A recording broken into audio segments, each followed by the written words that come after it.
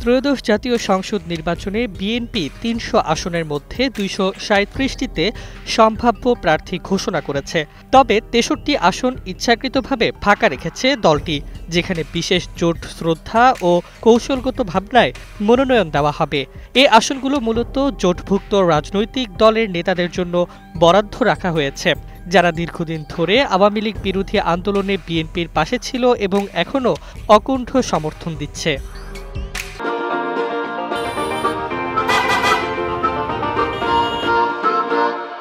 বিএনপির মহাসচিব মির্জা ফখরুল ইসলাম আলমগীর এক সংবাদ সম্মেলনে জানান, যেসব আসনে জোটের শরিকরা প্রার্থী দেবে সেগুলোতে বিএনপি সরাসরি মনোনয়ন দেয়নি।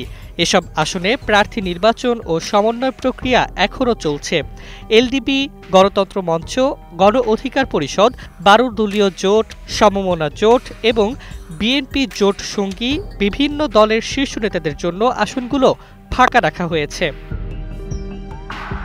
চট্টগ্রাম ১৪ আসনে এলডিপি সভাপতি অবসরপ্রাপ্ত কর্নেল অলি আহমদের ছেলে অধ্যাপক ওমর ফারুক, বগুড়া ২ আসনে নাগরিক ঐক্যের সভাপতি মাহমুদুর রহমান মান্না, পটুয়াখালী ৩ আসনে গণ অধিকার পরিষদের সভাপতি নুরুল হক নূর এবং লক্ষ্মীপুর ১ আসনে এলডিপির চেয়ারম্যান শাহাদাত হোসেন সেলিমের নাম আলোচনায় রয়েছে।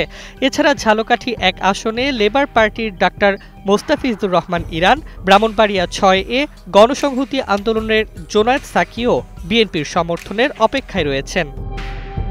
বিএনপির এ কৌশলবশত ফাঁকা রাখা আসনগুলোতে জোট সঙ্গীদের সাথে একতা ও সমন্বয় বজায় রেখে নির্বাচনী শক্তি বৃদ্ধির চেষ্টা করছে।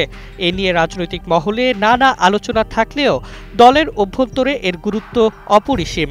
আগামী নির্বাচনে এই সিদ্ধান্তের সাফল্য কতটা হবে সেটাই এখন দেখার বিষয়।